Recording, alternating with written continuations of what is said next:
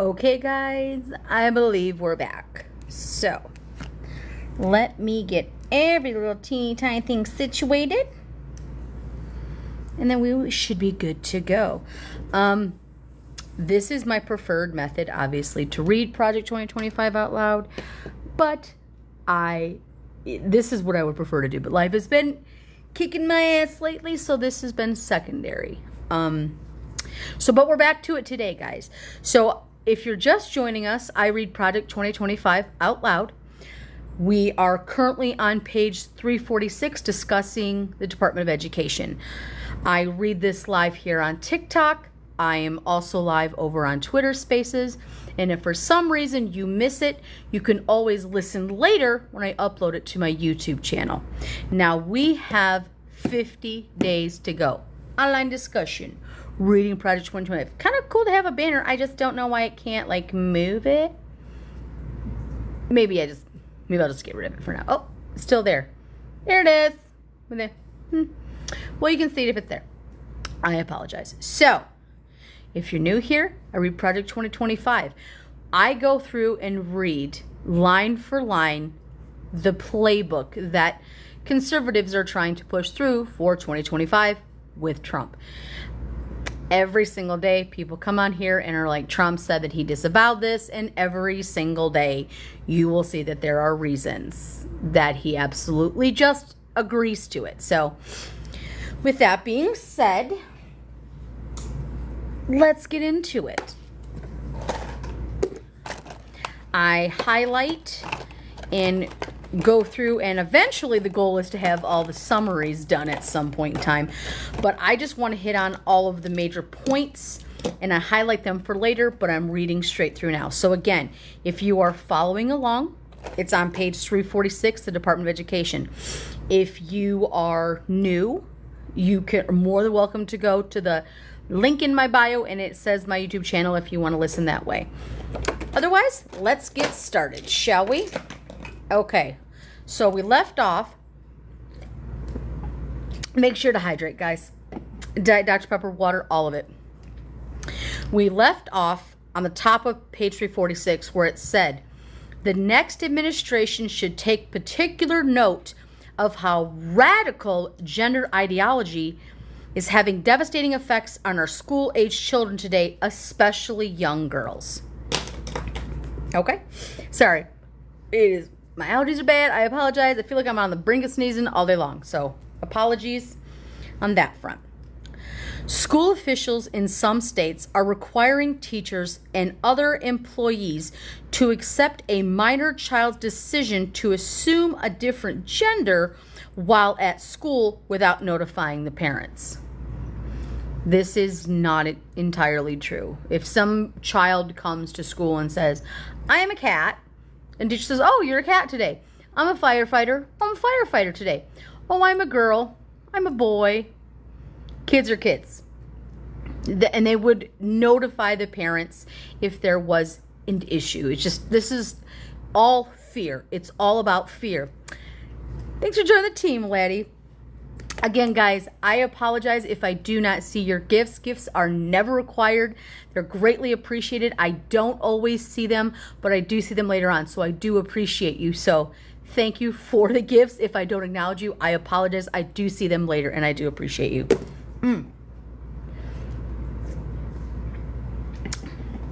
Let's get back. Sorry, I had to take a drink. I was like, Again, I told you, my allergies are bothering me. But I digress. Let's get back. In California, New Jersey, and certain districts in Kansas and elsewhere, educators are prohibited from informing parents about children's confusion over their sexes if the children do not want their parents to know. Such policies allow schools to drive a wedge between parents and children. The next administration should work with Congress to provide an example to each state lawmaker by requiring K-12 districts under federal jurisdiction, including Washington, D.C., public schools, Bureau of Indian Education schools, and Department of Defense schools, with legislation stating that A, no public education employee or contractor shall use the name to address a student other than the name listed on a student's birth certificate without written permission of a student's parents or guardians. Fuck that. Fuck that. My name is Billy, okay? I did not like to be called Billy growing up. So most of my friends called me B. Most of my friends called me BJ. Were my initials. When you can absolutely use a different name, and it's ridiculous to even imply that. And then this is where they want federal money. This is where they want federal money because then they can control it. Oh, federally, well, I have to be able to. You see, federal money only fits when it fits their agenda. When it doesn't fit their agenda, they don't give a shit. But they sure as shit don't want you calling Allie Al because that's what she wants to be called, which is fucking stupid. Number 2, no public education employee or contractor shall use a pronoun in addressing a student that is different from the student's biological sex without the written permission of a student's parents or guardians. No. If a child says, I would like to be called this, you would respect the child. Now, if the child asked to be called Fucker McFuckerington, we would probably have a discussion on why swear words aren't usually names. But if I'm going to use a pronoun that a child wants me to use, person first, okay, they, them, she, her, there are non-binary students, he, him, it doesn't matter. If that is what a child is requesting, who is it hurting if that's what a child is requesting to be called? I have to fill out information now when I go to doctors and it says, what is your preferred name? Billy, B, Mama B. What do you want?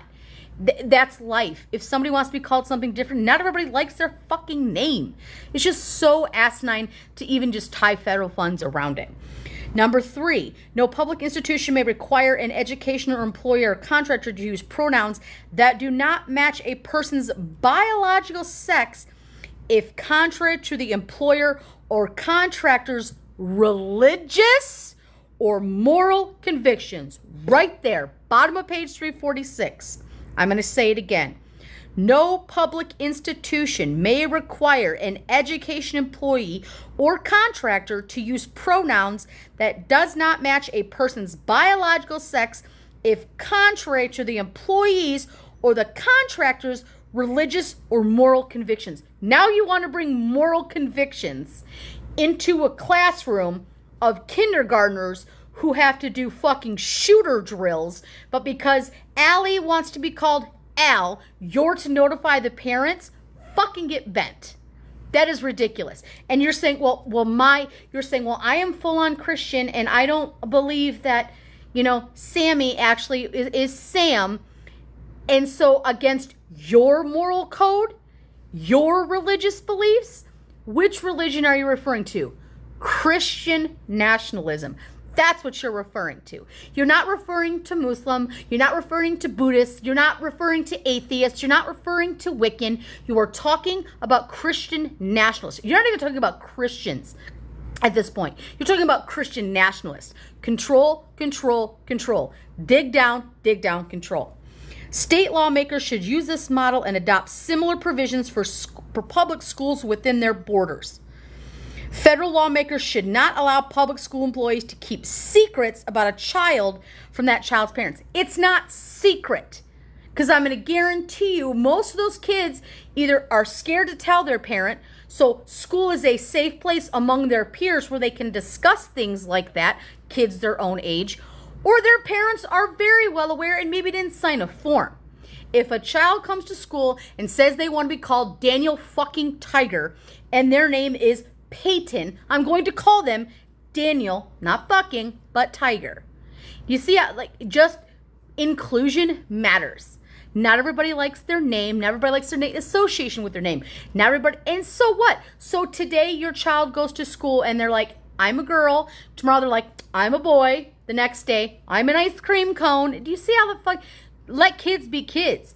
You are putting shit onto children and then stressing the fucking shit out of teachers because I didn't get a permission slip to say a different name. So what happens play devil's advocate with me. Your child is called the same name throughout their entire existence. And yet there's a child over here that uses a slur to my child. Am I to then inform some other parent because that was out of their given name and they didn't have permission to then use that slanderous term against my child? Because I, as a teacher, have to make sure that I only say Allie, Allie, Allie, and this person over here is saying whatever slur they feel like they're going to slur or bully this other child. Make that make sense. You want to tie federal funding and get written permission from parents to use a different name or a pronoun. Get your head out of your fucking ass. Okay? How about that? Oh, thanks for the ice cream, Michelle. I appreciate you. Advanced school choice policies. So, this is probably going to talk about, so when you have school of choice, the DC Opportunity Scholarship Program, a voucher program providing scholarships to children from low-income families living in the nation's capital to attend private school of choice, is capped at $20 million annually and limited, top of page 347, students at or below 185% of the federal poverty line. The maximum scholarship is $9,401 for students kindergarten through 8th grade and $14,102 for students in grades 9 through 12. The average scholarship amount is around $10,000 or less of half the current per student funding amount in DC public schools. Congress should expand eligibility to all students, regardless of income or background, and raise the scholarship amount closer to the funding the students receive in DC public schools. Spending per student in 2020 was $22,856. All families should be able to take their children's taxpayer-funded education dollars to the education providers of their choosing, whether it be a public or a private school. And 3, Congress should additionally deregulate the programs by removing the requirements of private schools to administer the DC public schools assessment and allowing private schools to control their admissions process. So what they're saying is, we're going to take money, and this is where they want to start, because they do this shit in Arizona. Arizona is a school voucher program, okay? You can take funds away from a school district and go to a private school. You can do that. You have that option. But what happens when you take all this funding away and you homeschool your kids or you put them into a private school, that private school will then raise the tuition, but they will not raise the acceptance rate, which means it's going to take that money from that school district that may or may not have had it, and the public school kids will get less. They will get less. It is about control. It is about raising prices, lowering the admission rate, taking the poorest of the poor and scooting them out. The kids who are already in private school are always going to get that money now. They're always going to get that money, and their parents could afford it with or without. So you've got rich kids taking funds away from poor kids' school districts to go to private schools that the poor kids can never get into, and now you strip the funding from those public schools, and these children have nowhere to go, and now you want to take away the fucking Department of Education? Make that make sense. Make that make sense. So more private schools, more money for your buddies, but what about the kids over here who teachers are like begging for snacks, begging for pencils? Not everybody has money. Not everybody has money, and this does not level the playing field. This gives those who do not have less, and those who already have entirely too much. Provide education for choice for populations under the jurisdiction of Congress. We're in the middle of page 347, Project 2025. If you're just joining, I'm reading all the way through. We're in the Department of Education, page 347. The federal government oversees 3 school systems in Washington that should transform into examples of quality learning environments for every child in those systems. Students attending in Washington, D.C., students in active duty military families, including students attending schools operated by the U.S. Department of Defense, and students attending schools on tribal land, which includes schools under the Bureau of Indian Education. In each of these systems, federal lawmakers should allow every student the option of using an educational savings account so their parents can select different education products and services to meet their child's needs. Nearly 50,000 students attend public schools in the District of Columbia in 2021 and 22 school year. In 2022, 4th grade math students scored 11 points lower than fourth graders in 2019, which means district children lost an entire year of learning over the course of the pandemic. Eighth graders also lost an entire year of learning math. They keep going back to this fourth and eighth grade math and fourth and eighth grade science. They keep going back to it. Everybody's children lost during a pandemic because who was the president at the time? Not Biden. It was fucking Trump. And he fucking screwed us during the pandemic. So yes, everybody was behind. So you're talking normal, drier setting children were behind. Well, what about children who were gifted? What about children who were special needs? What about children who were poor? You were talking about every single fucking person, every single fucking child had to adjust. And you're taking money away from districts that didn't have it already by saying that the scores were lower. The scores were lower because we had a president who didn't have the balls to rein it in. He was so fucking narcissistic that he couldn't see it. Like, okay, well, you know, we're Zoom learning, downplaying masks. Motherfucker had COVID. He had all the antibody. He's had all the shots. He had all the treatments available, and people were dying. They were dying. So yes, children did learn different during the pandemic, but children adapted. It's the adults who are having the fucking problem. Federal lawmakers should offer district students the opportunity to use educational savings accounts. A portion of a child's federal education spending should be deposited into private spending accounts that parents can use to pay for personal tutors, education therapists, books, and curricular. Top of page 348. Oh, Halo, how are you, lovey? Good to see you. Materials, private school tuition, transportation, and more. Accounts modeled after schools in Arizona, Florida, West Virginia, and 7 other states. So, these school of choice programs work to an extent. They should be limited in what they can do.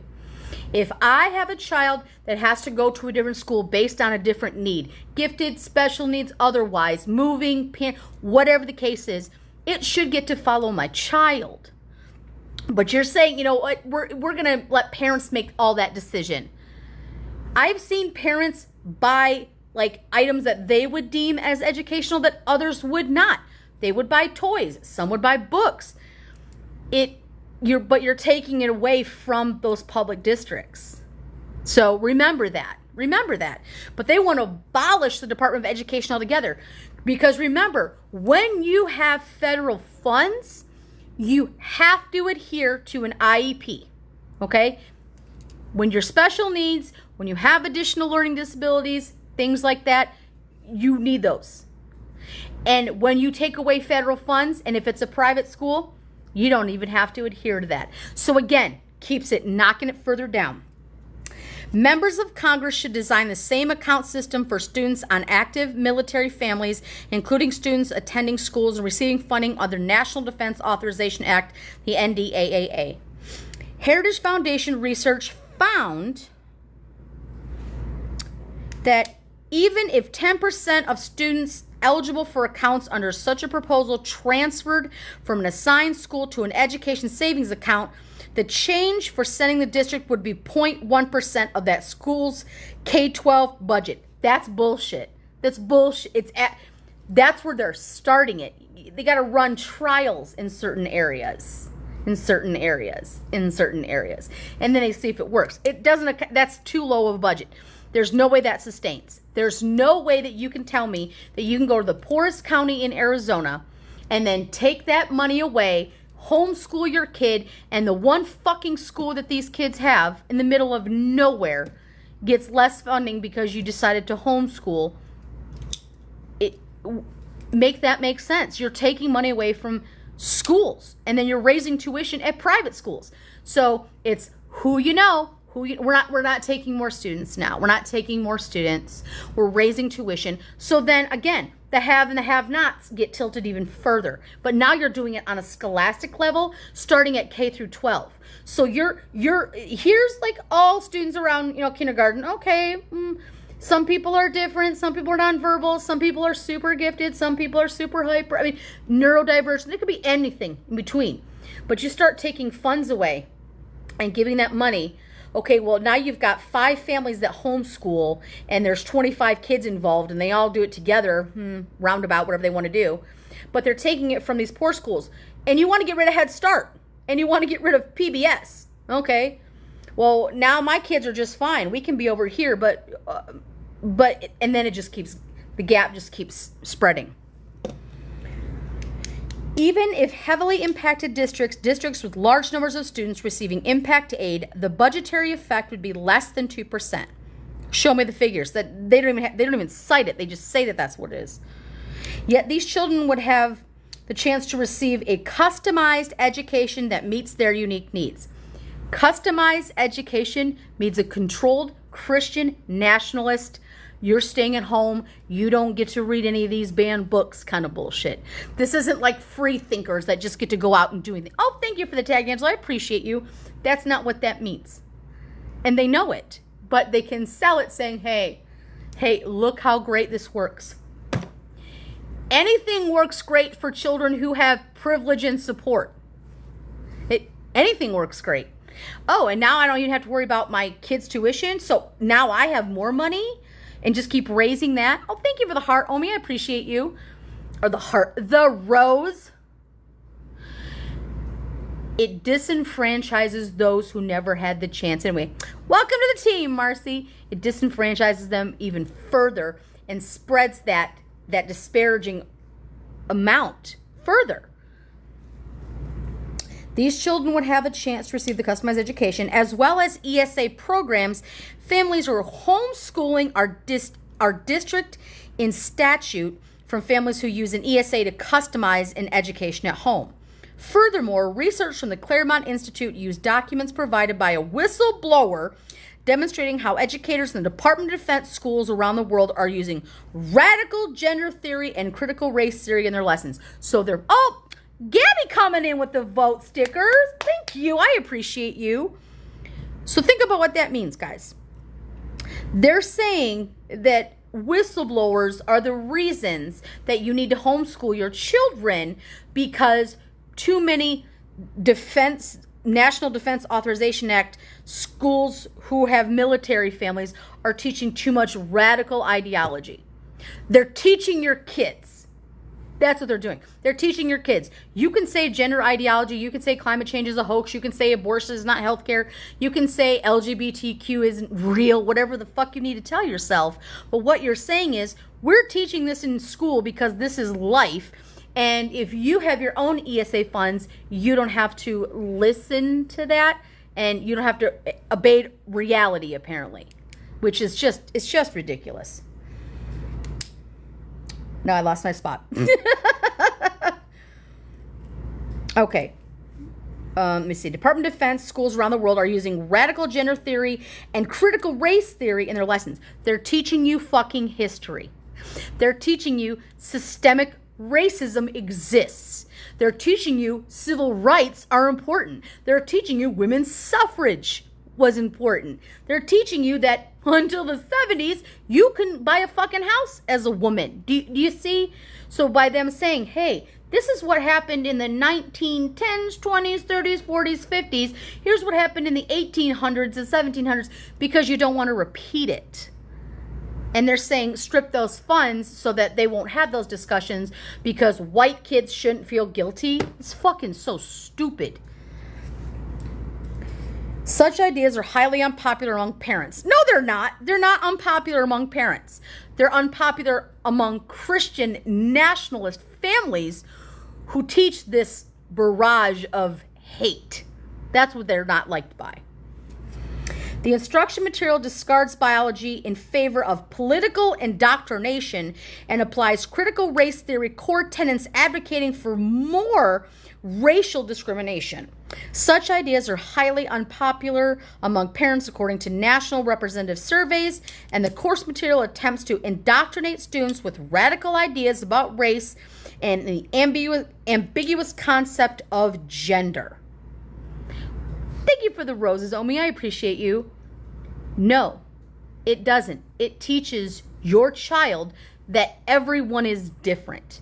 It teaches your child that history happened and it's a fact. It teaches you Thank you for the vote, Sticker. Now, I appreciate you.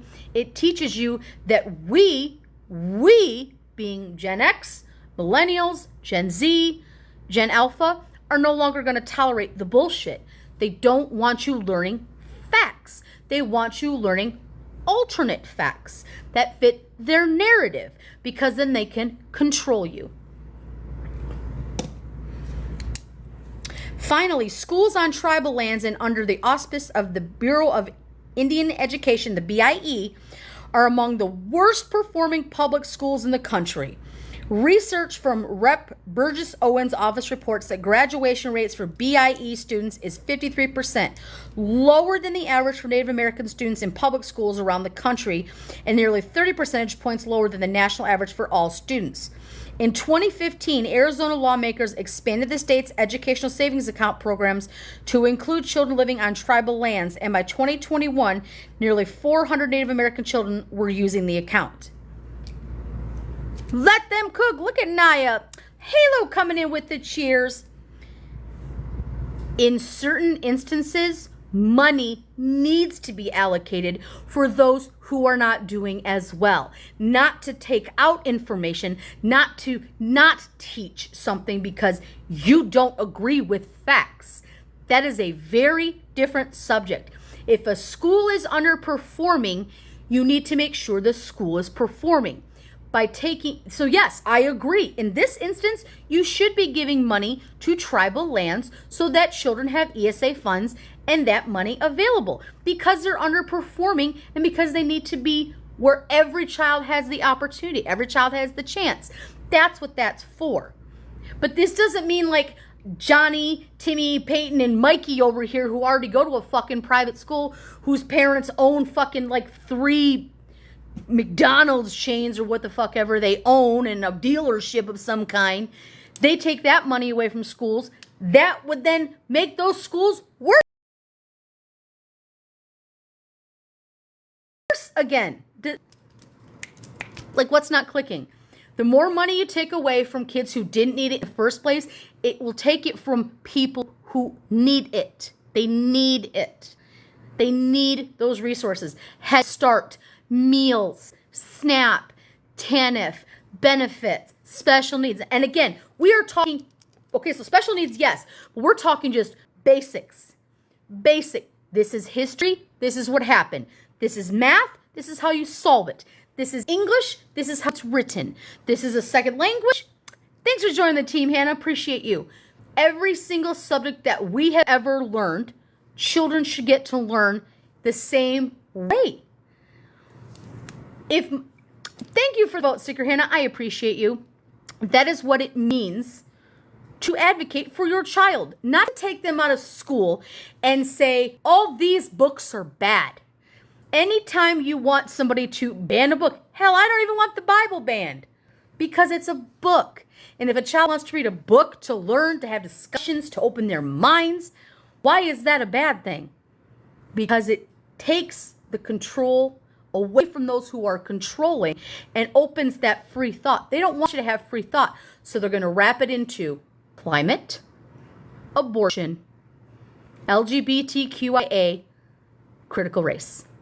They're going to put it on that because they do not care about women of color. They do not care about special needs. They do not care about anybody who is Muslim. They do not care about anybody but them damn selves. And they will quote it as Christ-like, trying to bring United States back to, which is already predominantly Christian anyway, a Christian national society. So they can tell you exactly what you can and can't teach your kids. Let me explain to you. The first time a motherfucker ever told me not to read a book, guess what fucking book I read? Exactly. That is the entire point of education. From when you are little until the time you are grown and that frontal lobe develops, that reasoning, that questioning, that how to make good decisions, the back and forth, social, societal norms, taking all of that away and literally whitewashing it to say that people over here don't get it because we have the funds, we're going to take it away. It's stripping schools of necessary resources. And you're watching teachers just be like, I don't give a damn how much money it is. I can't teach these kids because they're afraid to even teach. There are teachers who are ready to teach. Let's say they had their resources stripped. And a lot of teachers, God bless them. If you know a teacher, you go buy them whatever on their list right now. You get them Kleenex, you get them snacks, you get them pencils, you get them whatever the fuck is on their wish list, because teachers are fucking saints. But now they've got the added bonus of, if I call Jamie, if I call Allie, Al, I could lose my fucking job to a second grader because they told their parent that I was calling them the name that they wanted to be called, but the parent didn't have the permission slip. Make that make sense. You are messing with the wrong people when you do that. You are fucking with people who are saints. Federal officials should design a federal education savings account option for all children attending BIE schools. That is one thing we can agree on.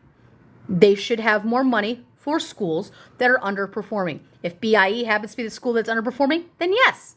And if it's military families, then yes. If it's District of Columbia, then yes. If it's disenfranchised areas, then yes. The money needs to be there. And as a fucking citizen of this country who pays taxes, you should be like, take my money, because I don't want shit-ass adults.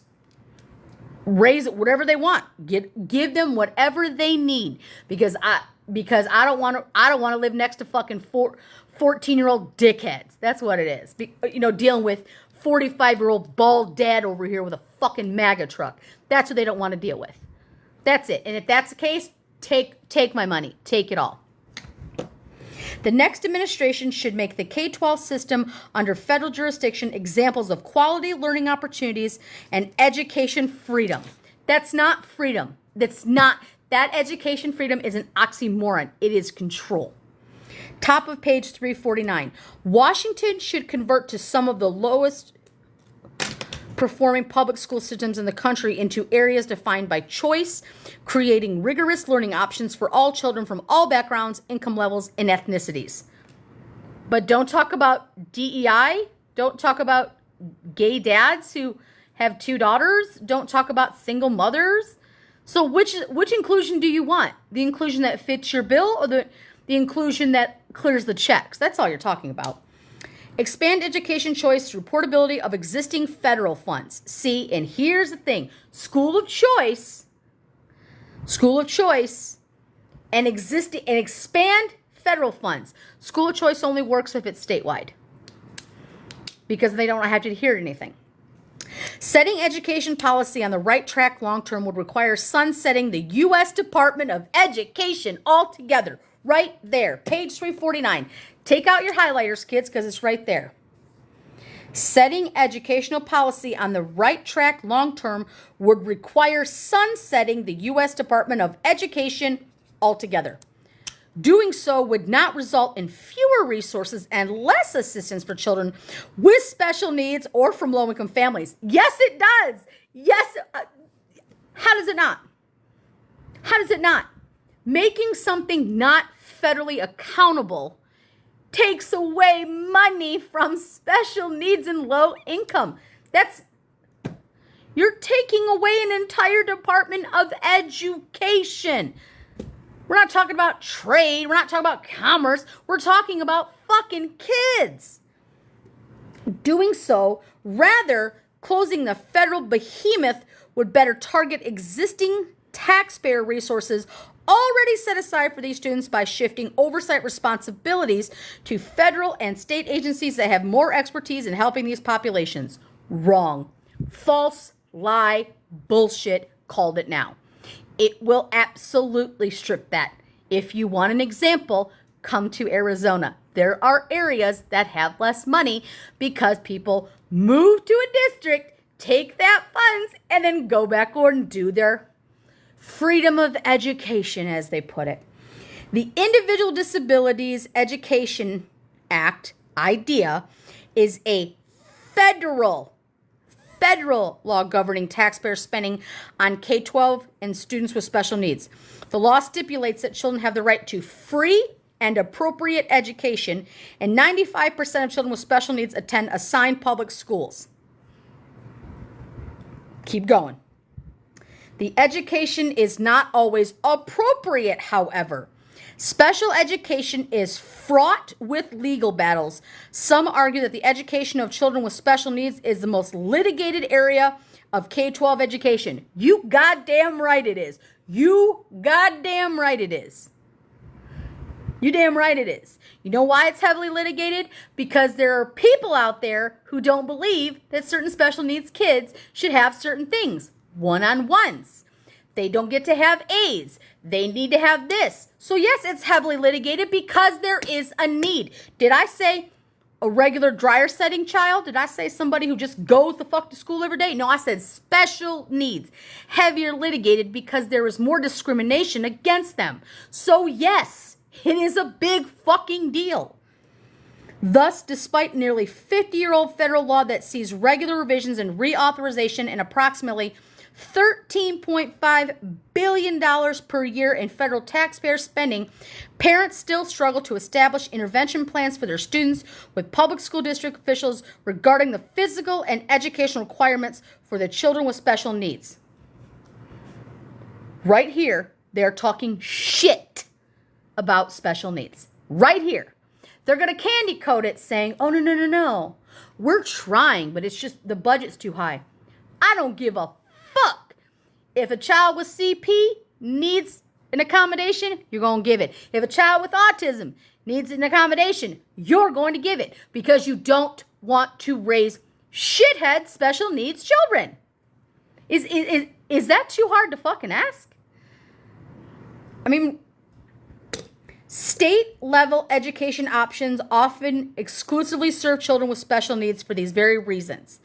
Florida, Oklahoma, Tennessee, Mississippi, South Carolina, and North Carolina, to name a few states, all have educational savings accounts or K-12 private school scholarship options for children with special needs. What did you notice about all those states? I'm going to say it again. What did you notice about the states? Florida, Oklahoma, Tennessee, Mississippi, South Carolina, North Carolina. Pretty fucking red states. Federal lawmakers should move IDEA oversight and implementation to the U.S. Department of Health and Human Services. Absolutely not. Absolutely not. Officials should then consider revising IDEA to require that a child's portion of the federal taxpayer spending under the law be made available to families so parents can choose how and where a child learns. IDEA already allows families to choose a private school under certain conditions, but federal officials should update the law so that families can use their child's IDEA spending for textbooks, education, therapies, personal tutors, and other expenses, similar to the way in which parents use education savings accounts in places such as Arizona and Florida. These microeducation savings accounts, page at top of 350, would give families and children with special needs approximately $1,800 per child to help meet a child's unique learning needs.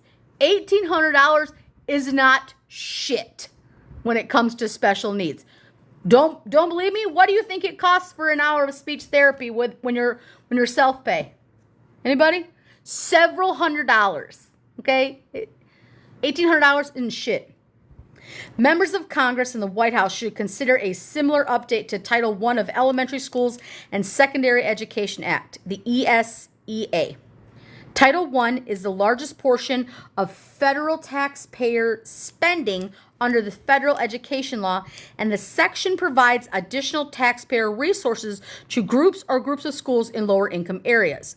Federal taxpayers committed $16.3 billion to Title I in fiscal year 2019, spending that is dedicated to students in low-income areas of U.S. per student, and spending amounts to about $1,400 for a child in a large city and $1,300 for a student in a remote rural area.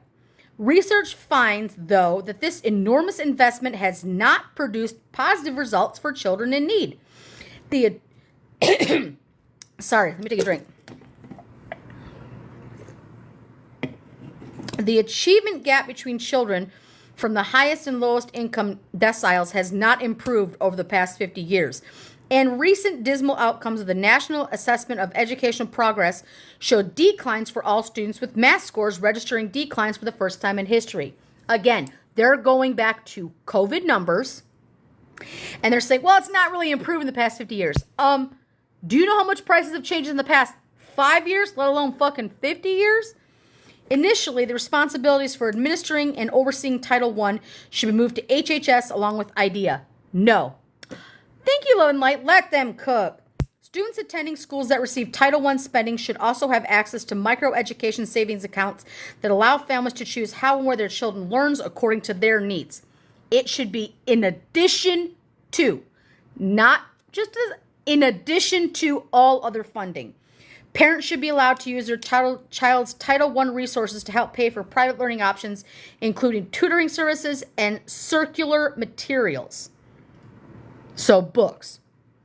Over a 10-year period, the federal spending should be phased out and states should assume decision-making control of how to provide a quality education to children from low-income families. Oh, okay. So they're saying make the accounts, but then phase them out. That's just cruelty is the point. House Republicans included school choice in their Commitment to America agenda. Though actions by state lawmakers are essential and any federal policy should be strictly designed so they do not conflict with state activities, Congress should consider school choice legislation such, page top of 351, as the Educational Choice for Children's Act. This bill would create a federal scholarship tax credit that would incentivize donors to contribute to nonprofit scholarship granting organizations, SGOs. Okay, it incentivizes you, but it doesn't mean it's going to be there. Children who need that money there. They don't need to, maybe somebody will donate for it. Eligible families could then use that funding from the SGOs for their children's education expenses, including private schools, tuition, tutoring, and instructional materials. Again, you are banking on the fact that you've taken people and said, you know, well, we think they'll do the right thing. No. Additional K through 12 reforms. Allowing states to opt out of federal education programs. States should be able to opt out of federal education programs such as the Academic Partnership Lead to Success, the A+ Act. Much of the red tape and regulations that hinder local school districts are handed down from Washington. This regulatory burden far exceeds the federal government's less than 10% financing share of K through 12 education.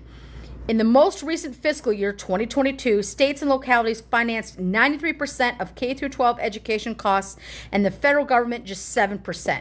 That 7% share should not allow the federal government to dictate state and local education policy.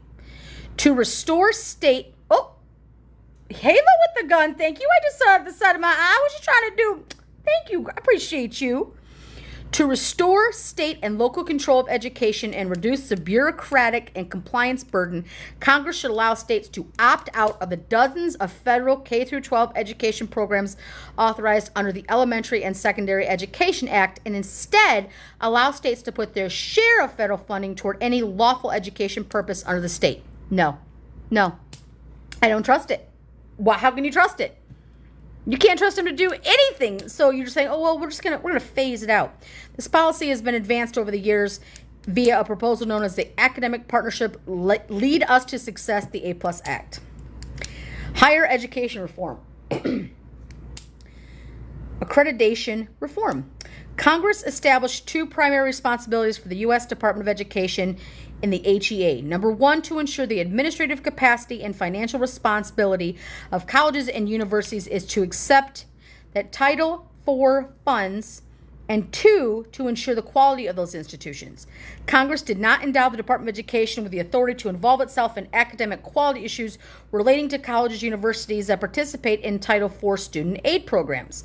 The HEA allows the agency only to recognize accreditors, which are supposed to provide quality assurance measures. Unfortunately, the Biden administration has followed closely in the footsteps of the Obama administration by engaging in politically motivated and inconsistent administration of the accrediting agency recognition process. As a result, accreditors have transformed into de facto government agents. Despite claims by, top of page 352, the department and accreditation agencies that accreditation is voluntary, the fact that Americans are denied access to otherwise widely available entitlement benefit if the institution elects not to be accredited makes accreditation anything but voluntary. Today, accreditation determines whether Americans can access federal student aid benefits, transfer academic credits, enroll in higher level degree programs, and even qualify for federal employment. Unnecessarily focused on schools in a specific geographical region, institutional accreditation reviews have also become wildly expensive audits by academic peers that stifle innovation and discourage new institutions of higher education. Of particular concern are efforts that are being made by accreditation agencies to leverage their Title IV, student loan and grant, gatekeeper roles to force institutions to adopt policies that have nothing to do with academic quality assurance and student outcomes. Let me guess what's going to be brought up. LGBTQIA, trans rights, DEI, climate change, and abortion. Let's see, shall we? One egregious example of the extent to which accreditors have forced colleges and universities, many of them faith-based institutions, to adopt diversity, equity, and inclusion policies. Right fucking there. They do not want DEI. It's as close as you can say to saying the word. They don't want DEI in faith-based. They don't want LGBTQ in faith-based. They don't want critical thinking in faith-based. Perhaps more distressing,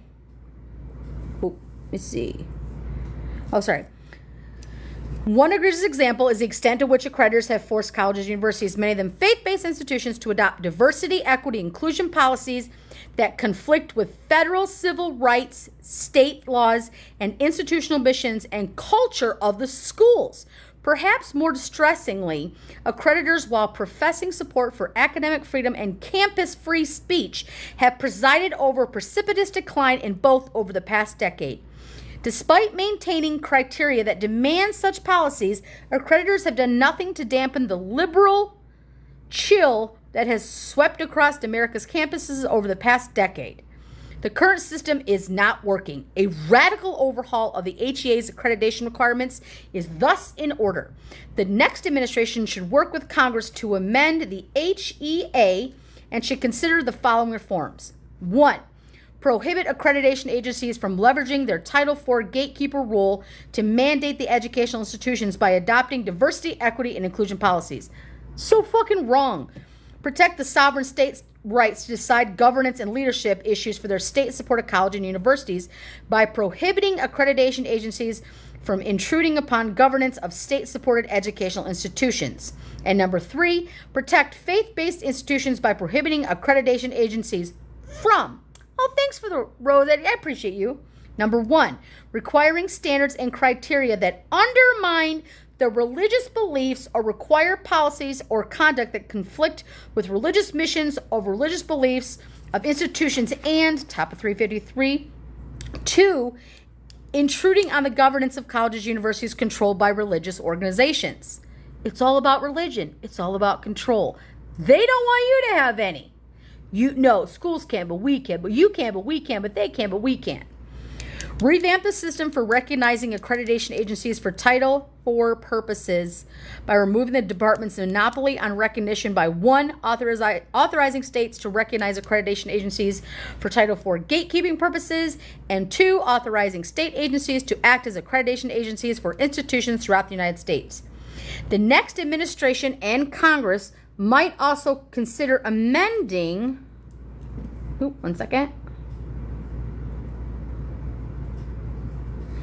The next administration and Congress might also consider amending the HEA to remove accreditations from programs triad entirely to allow accreditation to return to its original form and voluntary quality assurance.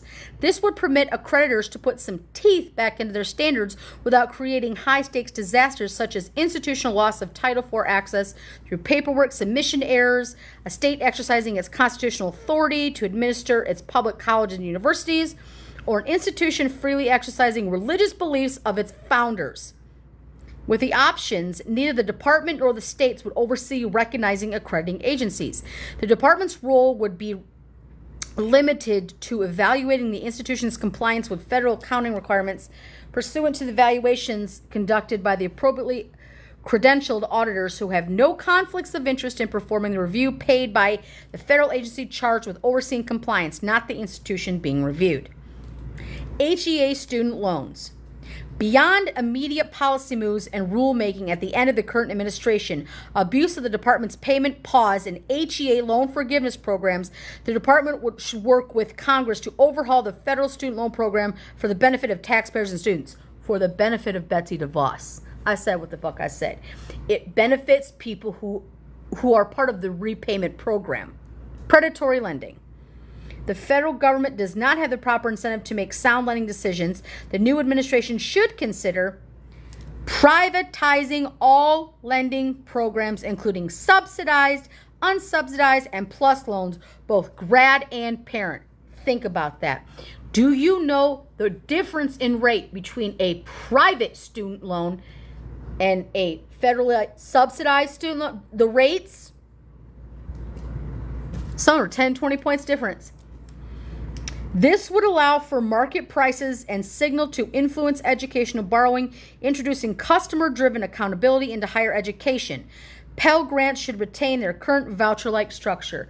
It will bring the gap more. That's what that will do. If you privatize lending, put it back on the grad and the parent, unsubsidized, subsidized, and plus loans. If you privatize them, you can never, ever, ever, ever, ever get rid of them. Remember that. There's back, I think that there, and can't find out where, so if anybody knows where the exact sample is, I'm gonna have to bookmark it and find it myself. You used to be able to take student loans through bankruptcy and it would be discharged, chapter, 7, 13, I don't know what the fuck it is. One of those, like you could, but no longer. So you could go all the way through bankruptcy court and be like, okay, you can keep the house, you can keep that, okay, you complete bankruptcy, but you can never get rid of student loans. No matter what you do, you cannot claim your student loans in bankruptcy. Who knew? Who knew? And now you want to privatize those loans, so then you're going to put predatory interest on even top of that. Tell me how that's driving economy. Top of page 354. If privatizing student loan is not feasible, the next administration should consider these following reforms. Switch to fair value accounting from FCRA accounting. Consolidate all federal loan programs into one new program that A, utilizes income-driven repayment, B, includes no interest rate subsidies or loan forgiveness, C, includes annual and aggregate limits on borrowing, and D, includes skin in the game to hold the colleges accountable.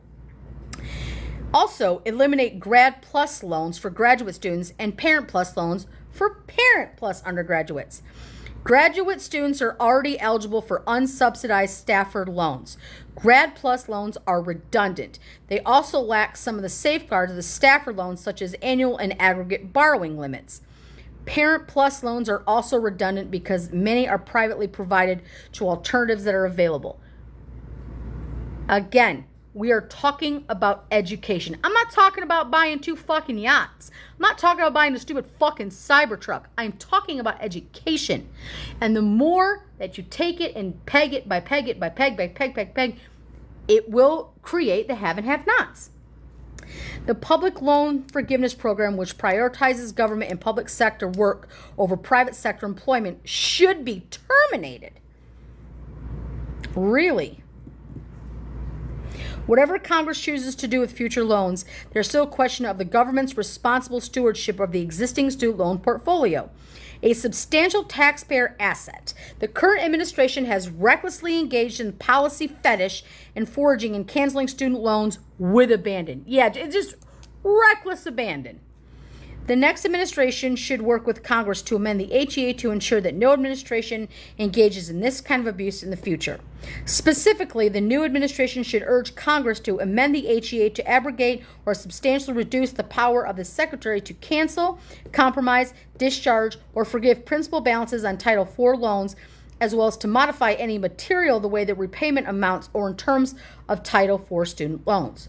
Further, the next administration should propose that Congress amend the HEA to remove the department's authority to forgive loans based on borrower defense repayment. Instead, the Department 355, top of page 355, should be authorized to discharge loans only in instances where clear and convincing evidence exists to demonstrate that an educational institution engaged in fraud toward a borrower in connection with his or her enrollment in the institution in the institution and the student's educational program or activity at the institution.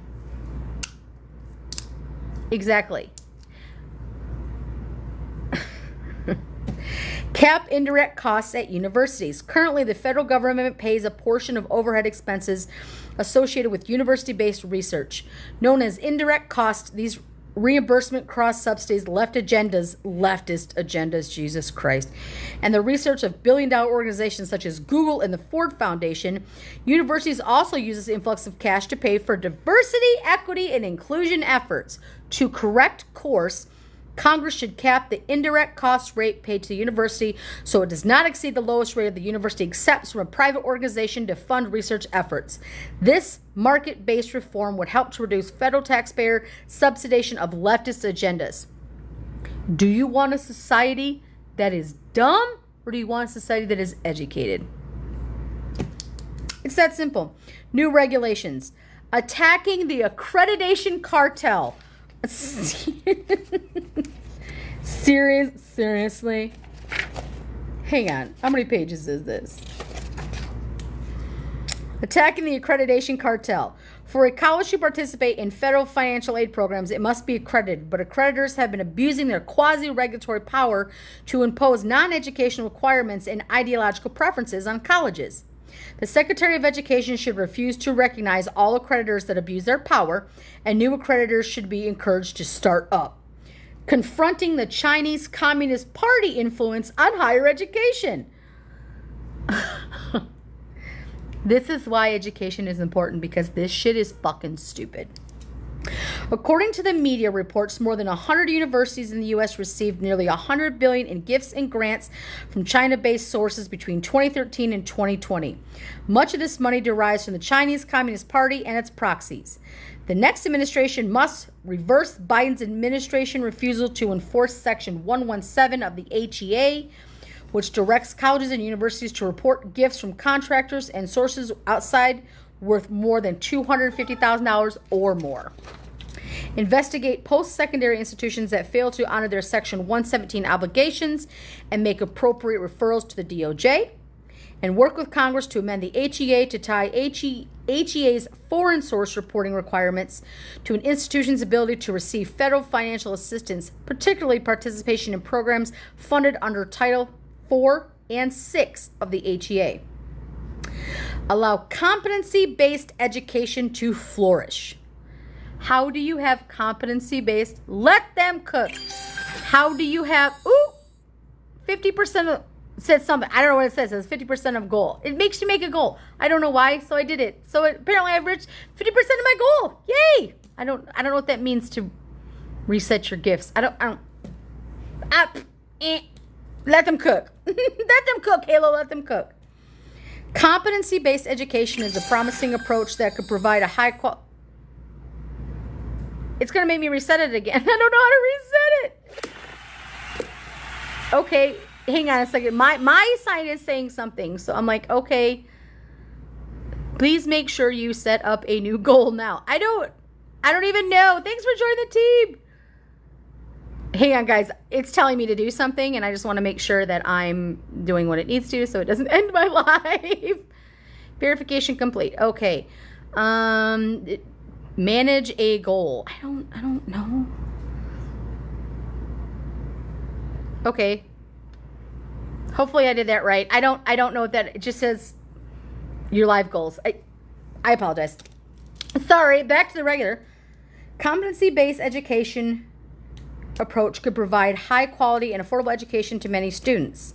Since the credit hour, which measures time in classroom, is inappropriate for such programs, now we're talking about credit hours, the direct assessment methods would introduce to allow competency-based programs and SCI-based programs to participate in federal financial aid programs.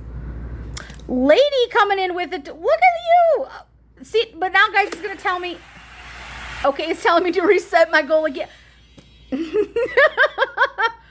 Okay, so what are we going to change it to now? It keeps telling me before I do things like set up your goal. Set up your goal. I don't know. Let's do dolphin. Is that? I don't know what that means. I'm so stupid when it comes to this.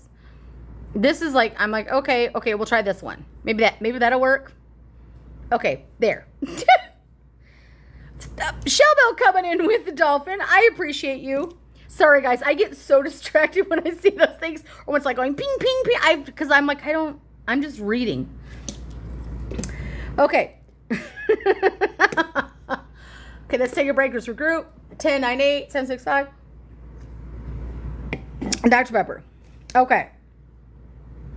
Since the credit hour, which measures the time in the classroom, is inappropriate for such programs, the direct assessment method was introduced to allow competency-based programs to participate in federal financial aid. However, overregulation has hampered the usage of direct assessment, with leading competency-based universities choosing to instead convert their courses into credit hours for compliance purposes. One of the leading obstacles and requirements includes that courses include regular and substantive interaction between faculty and students. New regulations should clarify the definition of requirements of regular and substantive interaction for competency-based education, as well for online programs. Reform areas of study funding. Congress should wind down the so-called areas of study program at universities, Title VI in HEA, which, although intend to serve American interests, sometimes fund programs that run counter to those interests. In the meantime, the next administration should promulgate a new regulation to require the Secretary of Education to allocate at least 40% of funding into international business programs that teach about free markets and economics that require institutions, faculty, and fellowship recipients to certify that they intend to further the stated statutory goals of serving American interests. Okay, page top of 357. New executive orders that the president should issue. This is telling what you should issue. Guided documents. The president should immediately reinstate and reissue Executive Order 13891, promoting the rule of law through improved agency guidance documents 84, Federal Regulation 55235, October 9th, 2019, and Executive Order 13892, promoting the rule of law through transparency and fairness in civil, administrative, and enforcement education, October 15th, 2019. These executive orders require all federal agencies to treat guidance documents as non-binding in law and practice, and also forbade federal agencies from imposing new standards and conduct person outside the executive branch through guidance documents. They require all federal agencies to apply regulations and statutes instead of guidance and documents in any enforcement action. President Biden revoked these executive orders on January 20th, 2021, demonstrating that these executive orders effectively restrain the abuse of the expansive of the administrative state. Number 1, require APA notice and comment. The president should issue an executive order requiring this Office for Civil Rights Case Processing Manual to go through an APA Administrative Procedure Act notice and comment. Number 2, protect the First Amendment. The president should issue an executive order requiring grant applications SF 424 series to contain assurance that the applicant will uphold the First Amendment in funded programs and work. Number 3, minimize bachelor degree requirements. The president should issue an executive order stating that a college degree shall not be required for any federal job unless requirement of the job specifically demands it. Eliminate the lists of shame.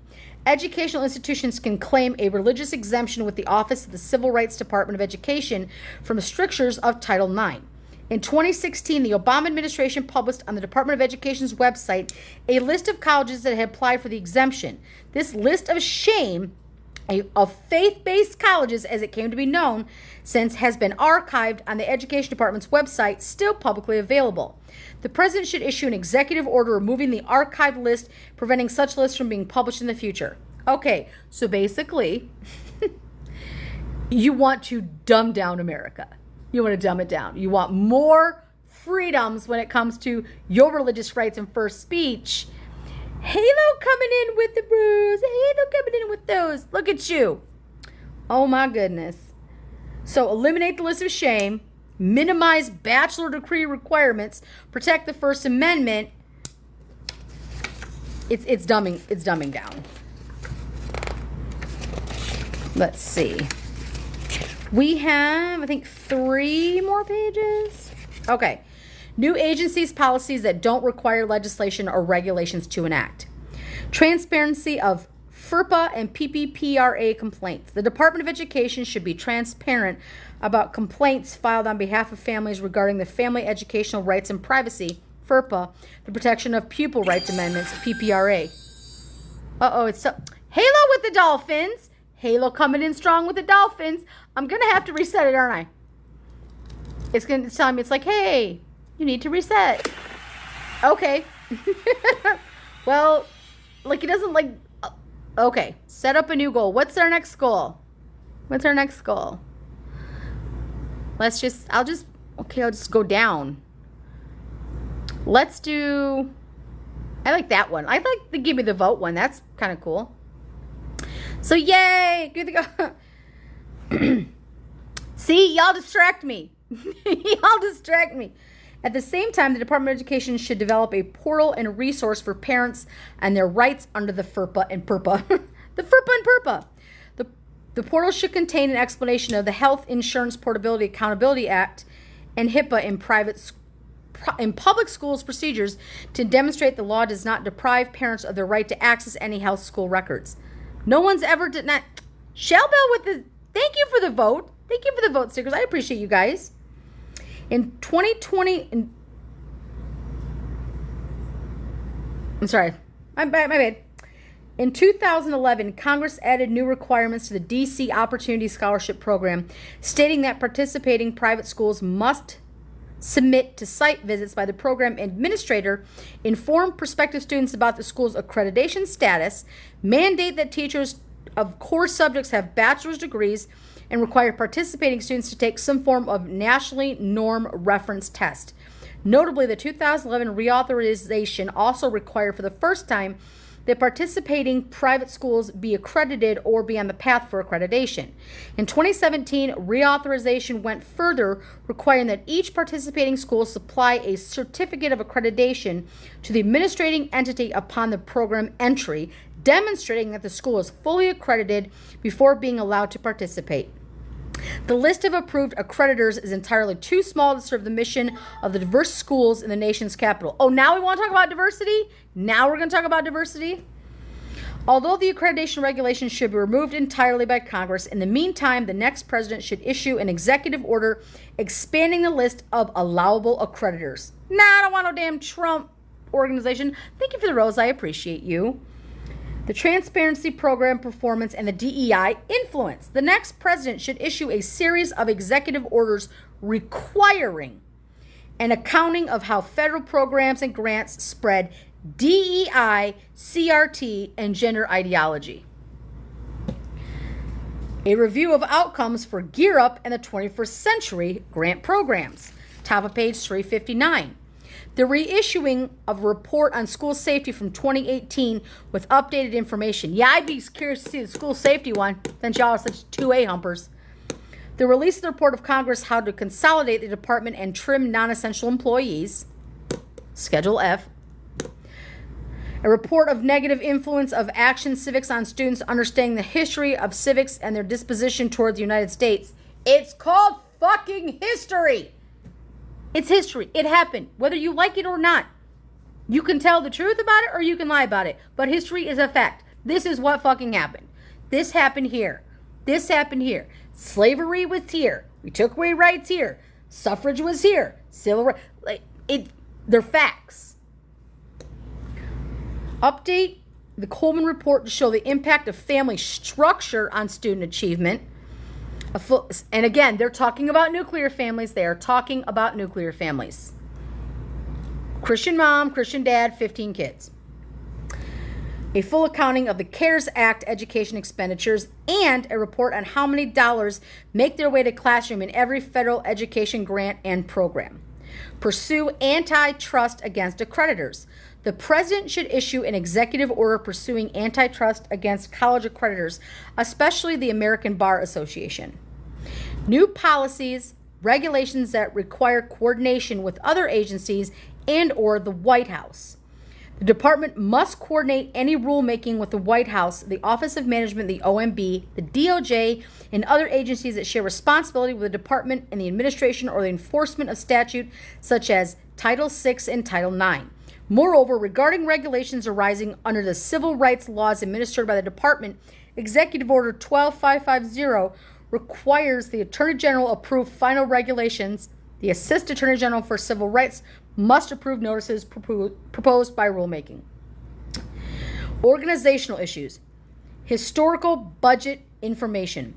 Congressional appropriations for the U.S. Department of Education have risen from $14 billion back in 1980 to $95.5 billion in 2021, an astounding increase, especially in light of the fact of any improvements for student outcomes.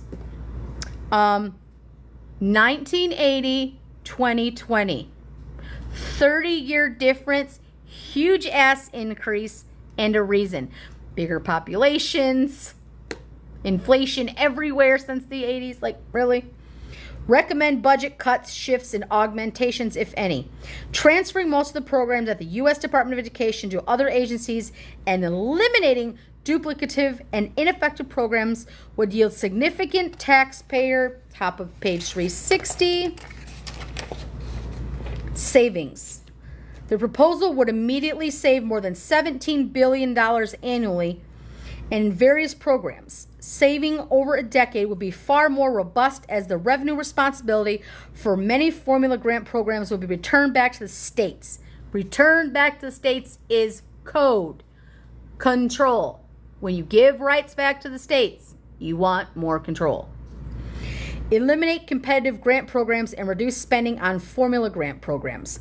Competitive grant programs operated by the Department of Education should be eliminated, and federal spending should be reduced to reflect remaining formula grant programs authorized under Title I of the Elementary and Secondary Education Act, and the handful of other programs that do not fall under the competitive project grant category.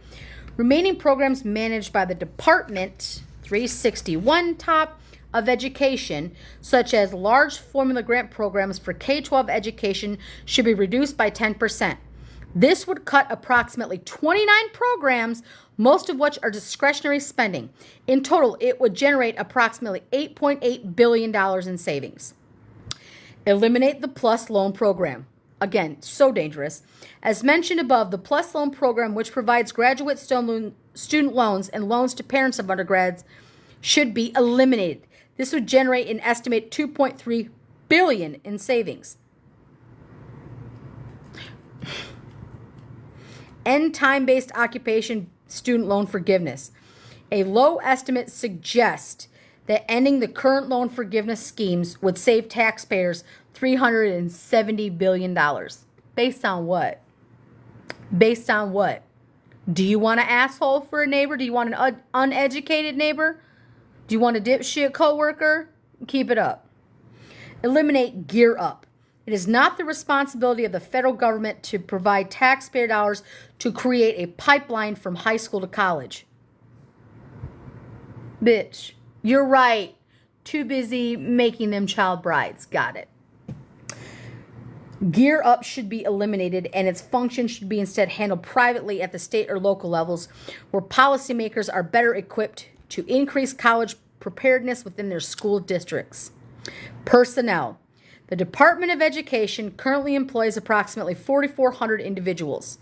As programs are eliminated or transferred to other agencies, those employees whose positions are determined to be essential to the mission would move to their constituent programs.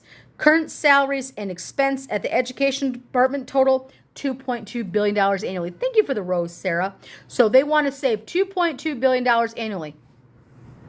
Take away Elon's tax breaks. Tax churches. How about let's not take money away from fucking schools. Let's make sure children are as educated as they possibly can. And no, not every child will go to college. That is an absolute fact. But every child should have the opportunity to advance beyond high school into a trade. Maybe there are people who really just want to be stay-at-home parents. But there should be opportunities for those, and not just this Gear Up. Should absolutely keep Gear Up. You don't want dickhead citizens. I don't understand what the... Wow. Well, we got through it. we got through it.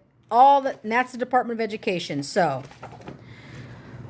319 to 363. That is a long, long ass chapter. It is very long.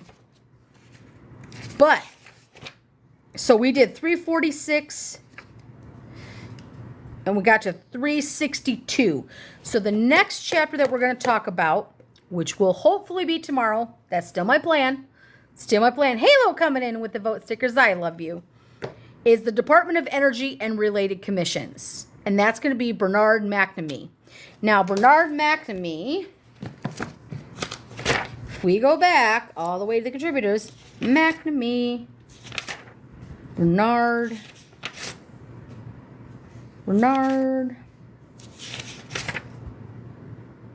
where is it? Bernard M. Girl, thank you for all the vote stickers. You don't have to do that, though.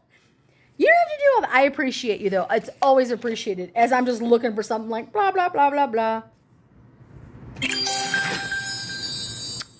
Okay, it's going to tell me to reset my goal. Okay, so Bernard L. McNamee is the energy and regulatory attorney with a major law firm and was formerly... See? I read and then I hear bing. Thank you for that. I appreciate you. You're amazing. You don't always have to do that. Because now it's telling me to reset it. I don't know what to reset it to. I don't know what to set it to. What's a lightning bolt? I don't know. It like doesn't allow you to like keep going if you're not like doing things live. Sorry. Bernard L. McNamee is an energy and regulatory attorney with major law firm and was formerly a member of the Federal Energy Regulatory Commission. He is also the Street Distinguished Visiting Professor of Law at Appalachian School of Law. Why did I read that funny? Appalachian School. It's Appalachia. Appalachian School of Law.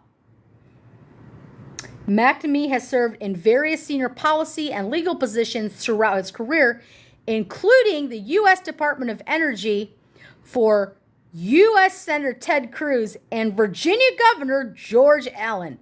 McNamee has also served 4 attorney generals in 2 states, Virginia and Texas. So now we're going to be talking about the Department of Energy tomorrow, page 363.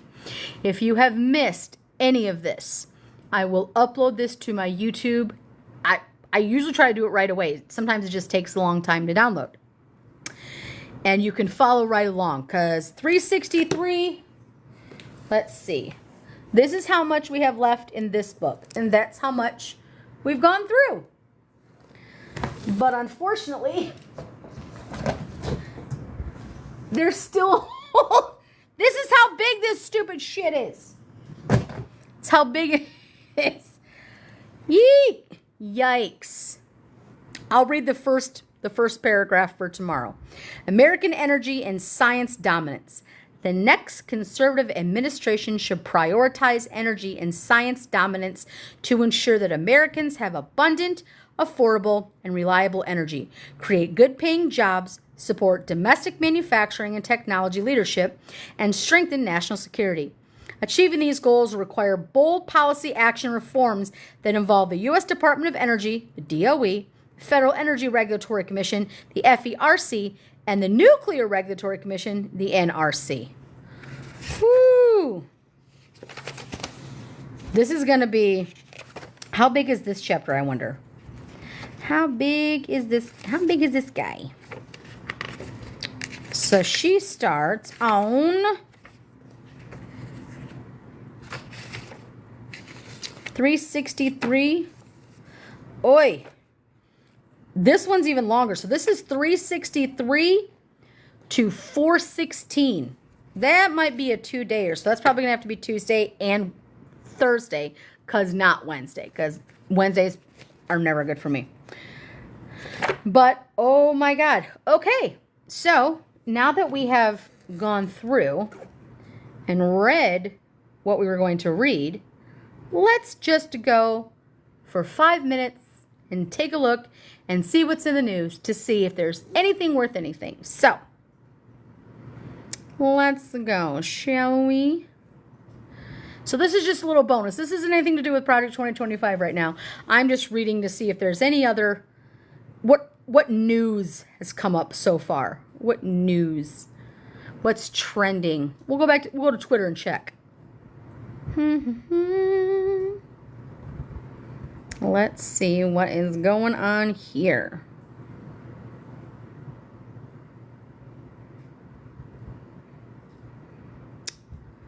Refresh my feed.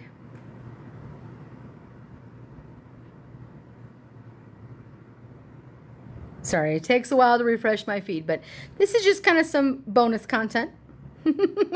Bonus, if you will. Okay, Scott McFarlane. Okay, at a news conference just now, U.S. Secret Service acting director, in an emphatic voice, specifies the person arrested in Florida near Trump's golf course did not fire any shots. Ooh, interesting. What else is going on? That whole him tweeting out that stupid shit on Truth Social that I hate Taylor Swift, that was probably not the best thing for him. I'm just saying. It says haters gonna hate. I hate Taylor Swift. Trump is big mad that Starr endorses Harris. Did you think she was gonna endorse you? Good Lord. What else? Refresh my feed. Girl, what?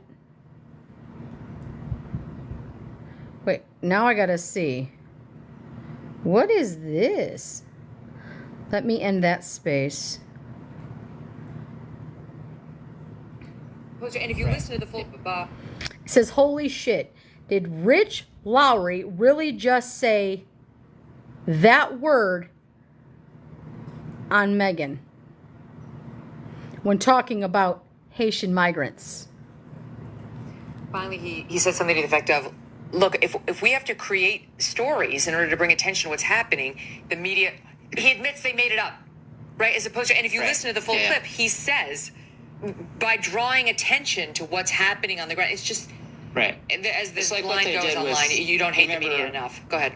You remember Alternative Facts with Kellyanne? They did the same thing. She wasn't saying you make up fictions and pretend they're facts. You bring other facts to bear in the debate that are being ignored. And that's what he was saying. And I think it was in that interview where Dana Bash says, the police have gone through 11 months of recordings of calls, and they've only found 2 Springfield residents calling to complain about Haitian migrants taking geese. Whoa. Police have gone through 11 months of recordings of calls, and they've only found 2 Springfield residents calling to complain about Haitian migrants taking geese from... This motherfucker just said that in an interview.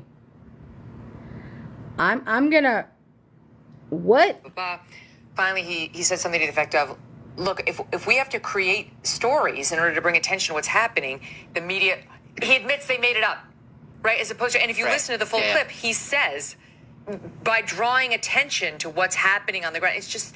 Right. As this line goes online, you don't hate the media enough. Go ahead. You remember Alternative Facts with Kellyanne? They did the same thing. She wasn't saying you make up fictions and pretend they're facts. You bring other facts to bear in the debate that are being ignored. And that's what he was saying. And I think it was in that interview where Dana Bash says, the police have gone through 11 months of recordings of calls, and they've only found 2 Springfield residents calling to complain about Haitian migrants taking geese from ponds. Only 2 calls. The fuck?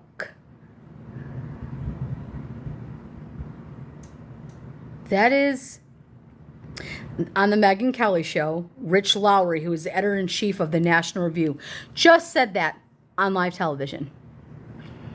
They're saying it out loud. This entire document we keep reading, no more DEI, no more DEI, no more CRT, no more diversity and inclusion, no more this, no more this. And then fuckers like this say this shit live. Like it's, and then correct themselves. Bitch, you're fired. The fuck is wrong with you?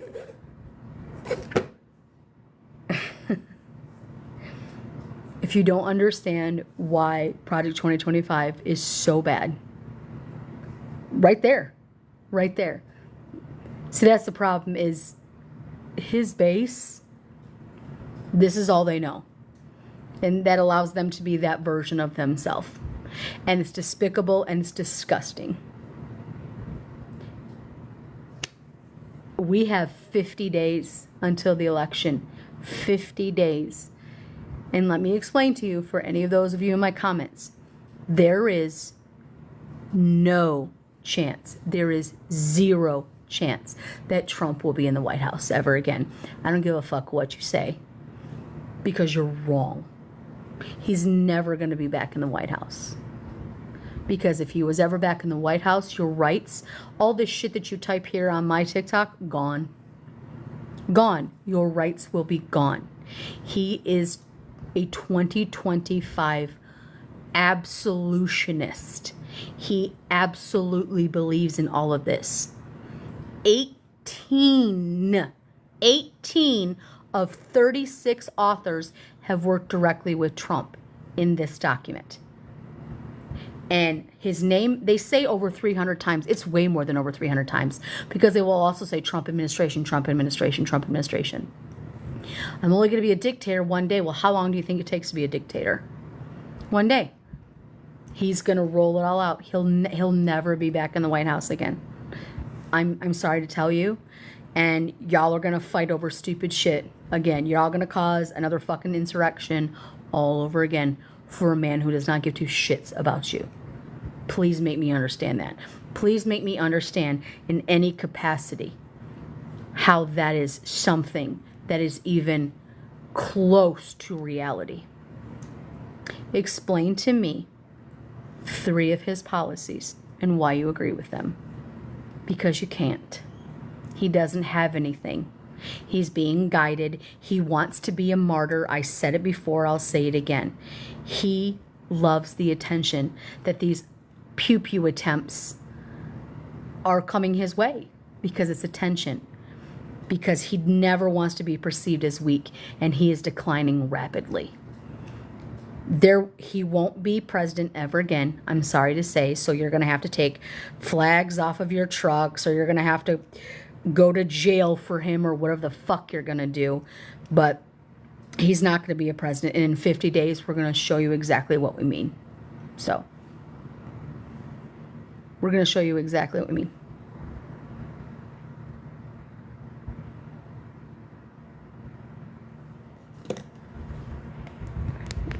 What does this say? Hang on 1 second.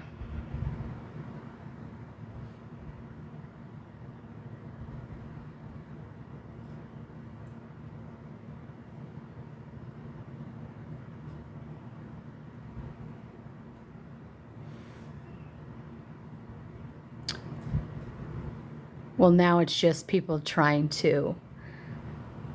It says restriction.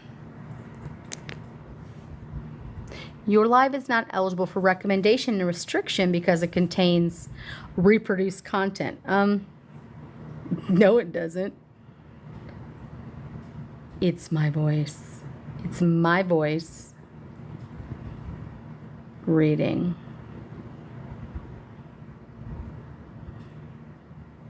So, well, I suppose I should go before I get restricted yet again. So, I will see you guys tomorrow. Have a great one.